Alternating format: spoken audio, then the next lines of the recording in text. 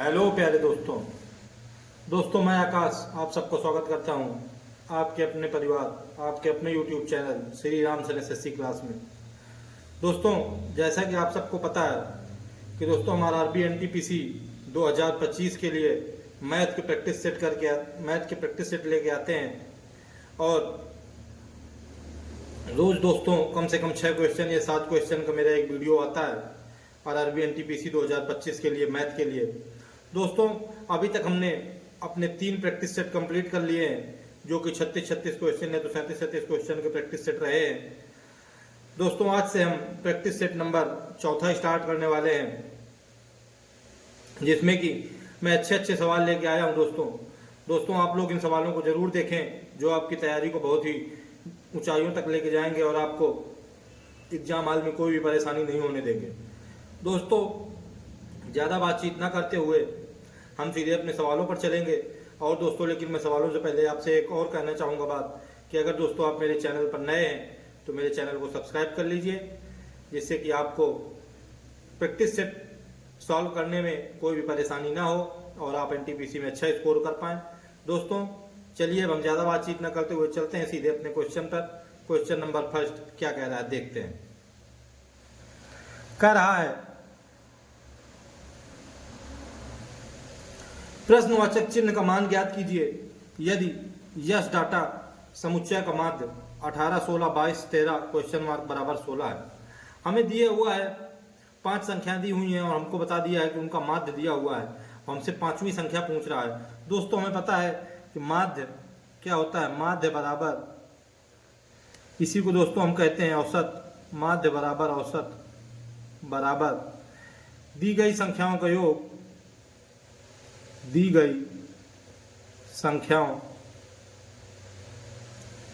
संख्याओं का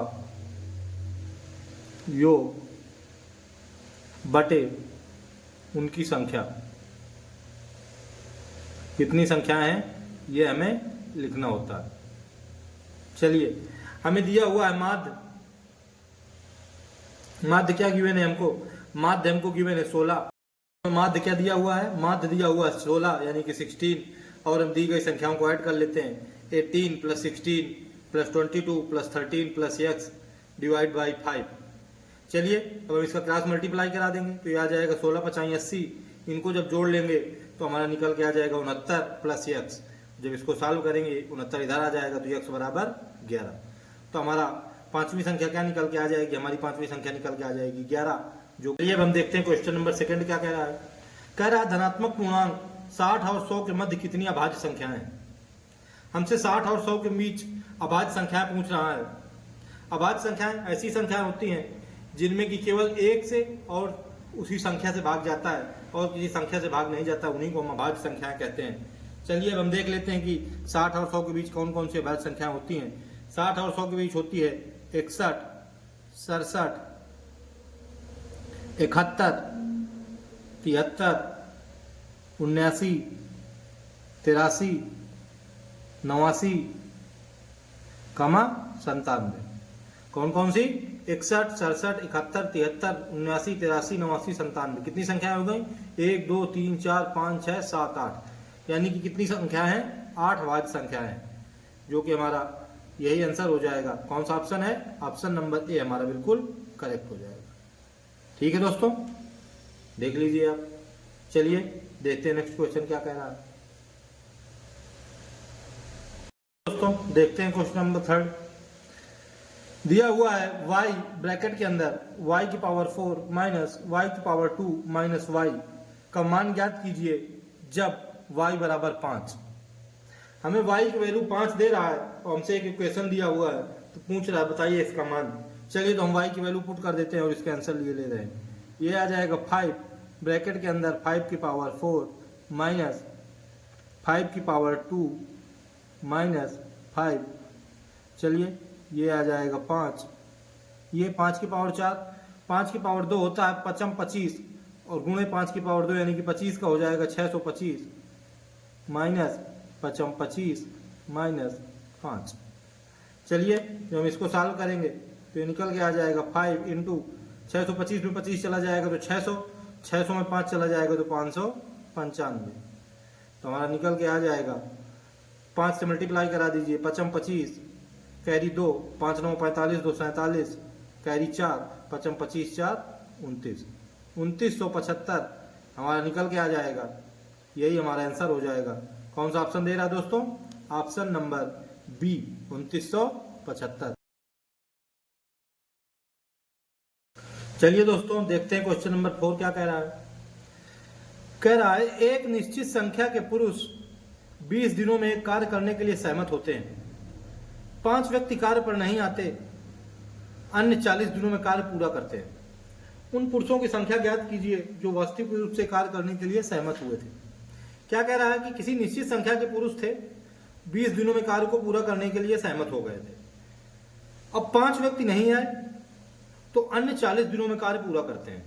उन पुरुषों की संख्या ज्ञात करो जो वास्तविक रूप से कार्य करने के लिए सहमत हुए थे।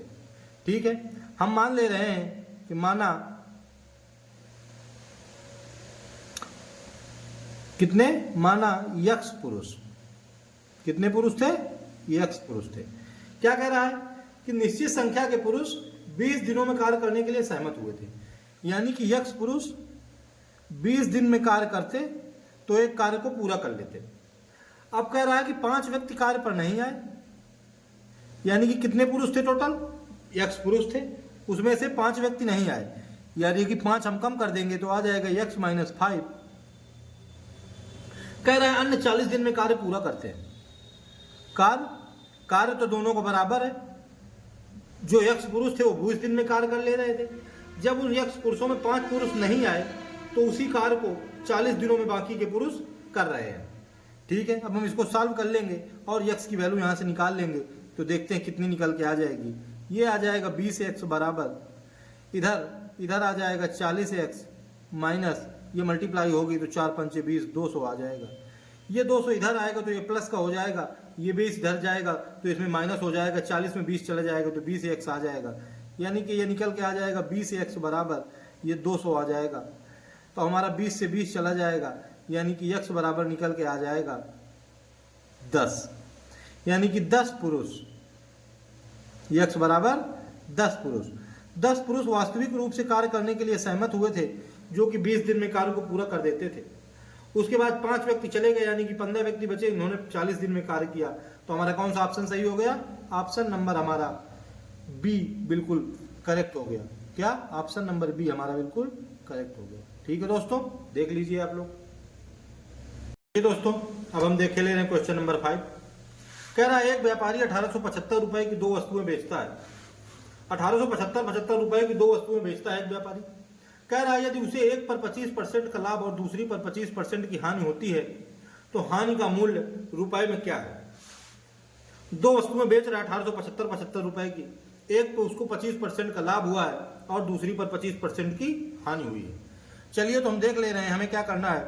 हमें करना है कि सीपी फर्स्ट, यानी कि पहली वस्तु जिस पर 25% का लाभ हुआ, सीपी फर्स्ट का 125%, यानी कि 25% का जब लाभ होता है तो 100 में ऐड हो जाता है, 125% बराबर 1875।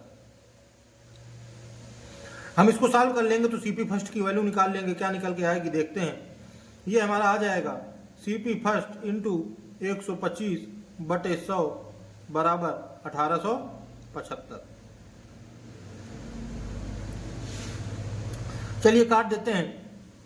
ये आ जाएगा 25 पंचे 125, 25 चौको 100। 5 से काट देते हैं तो ये आ जाएगा 5 3 15, 3 बच जाएगा, यानी कि 37 आ गया तो 5 7 35, 2 बच गया 5 25। CP1 की वैल्यू निकल के आ जाएगी। CP1 बराबर 4 का मल्टीप्लाई करा दीजिए, 4 पंचे 20, 2 कैरी 4 7 28 2 30, 3 कैरी 4 3 12 3 15। CP1 की वैल्यू निकल के आ गई 1500 रुपए।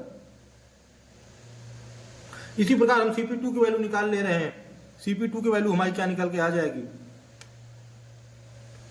हमें निकालना है CP2 का। अब इस बार 25% की हानि हो रही है तो ये आ जाएगा 75% बराबर 1875।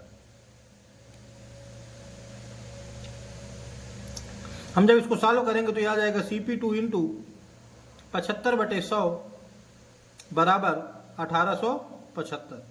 चलिए काट दीजिए, 25 3 75, ये आ जाएगा 25 चौको 100, ये 8 1 9 7 16 5 21 3 से कट जाएगा 3 3 छंग 18 3 दूनी 6 3 पचे 15। तो CP2 की वैल्यू निकल के आ जाएगी 4 पंचे 20 4 दूनी 8 2 10 4 छंग 24 1 25। CP2 की वैल्यू निकल के आ गई 2500। हमसे दोस्तों कह रहा है कि हानि का मूल्य बताइए रुपए में क्या होगा। ये जो हमारी CP फर्स्ट और CP सेकंड निकल के आई है, अगर इनको दोनों को हम ऐड करें तो ये हमारा 4000 रुपए हो रहा है। यानी कि टोटल CP आ जाएगा 1500 प्लस 2500 बराबर 4000।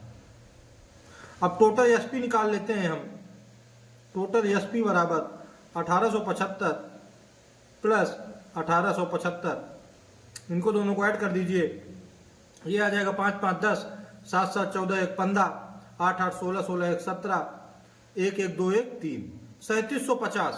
ये निकल के आया 4000 रुपए, ये निकल के आया 3750 रुपए। तो बताइए अब कितने की हानि हुई। तो ये हानि निकल के आ गई माइनस का 250 रुपए। कितने की हानि हो गई? हानि हो गई माइनस के 250 रुपए की। कौन सा ऑप्शन? ऑप्शन नंबर बी हमारा बिल्कुल करेक्ट हो जाएगा। कौन सा ऑप्शन? ऑप्शन नंबर बी हमारा बिल्कुल करेक्ट हो जाएगा। ठीक है दोस्तों, आप लोग इसको देख लीजिए। चलिए दोस्तों, अब हम देख रहे हैं क्वेश्चन नंबर 6। कह रहा है दो धनात्मक पूर्णांकों का योग 34 है और उनका अंतर 8 है। क्या कह रहा है कि दो धनात्मक पूर्णांकों का योग 34 है और उनका अंतर 8 है, उनका गुणनफल ज्ञात कीजिए। चलिए हम देख रहे हैं क्या कह रहा है कि योग यानी कि x प्लस वाई बराबर 34, इक्वेशन नंबर 5 फर्स्ट। सेकंड में कह रहा है उनका अंतर यानी कि x माइनस वाई बराबर 8, इक्वेशन नंबर सेकंड। दोनों को जब सॉल्व करेंगे तो ये इधर ये चला जाएगा, ये आ जाएगा 2x बराबर 34 8 42, यानी कि x बराबर निकल के आ जाएगा 21। x की वैल्यू 21 निकल के आ गई। हम इक्वेशन नंबर फर्स्ट में रख देंगे तो y की वैल्यू निकल के आ जाएगी, इधर 21 रखेंगे इधर घट जाएगा तो 21 21 10 31 3, यानी कि y की वैल्यू निकल के आ जाएगी 13। हमसे पूछ रहा है कि उनका गुणनफल ज्ञात कीजिए, यानी कि x इंटू वाई कितना निकल के आ जाएगा, x इंटू वाई निकल के आ जाएगा 21 गुणे 13, यानी कि मल्टीप्लाई कराएंगे निकल के आ जाएगा 13 का नम 13 दूनी 26 1 27, यानी कि 273। क्या गुणनफल निकल के आ गया? गुणनफल निकल के आ गया 273। कौन सा ऑप्शन? ऑप्शन नंबर बी हमारा बिल्कुल करेक्ट हो जाएगा। ठीक है दोस्तों, चलिए देखते हैं नेक्स्ट क्वेश्चन। आप लोग इन क्वेश्चनों की प्रैक्टिस अच्छे से कीजिए और आपको जिस भी क्वेश्चन में कोई भी डाउट हो तो कृपया कमेंट बॉक्स में मुझे बताएं, तो मैं उसका सॉल्यूशन आपको अगले वीडियो में जरूर दूंगा। दोस्तों तो मैं आप लोगों को मेरे क्वेश्चन देखने के लिए बहुत बहुत धन्यवाद देता हूं। और दोस्तों अगर आप लोग मेरे चैनल में नए हैं तो कृपया मेरे चैनल को सब्सक्राइब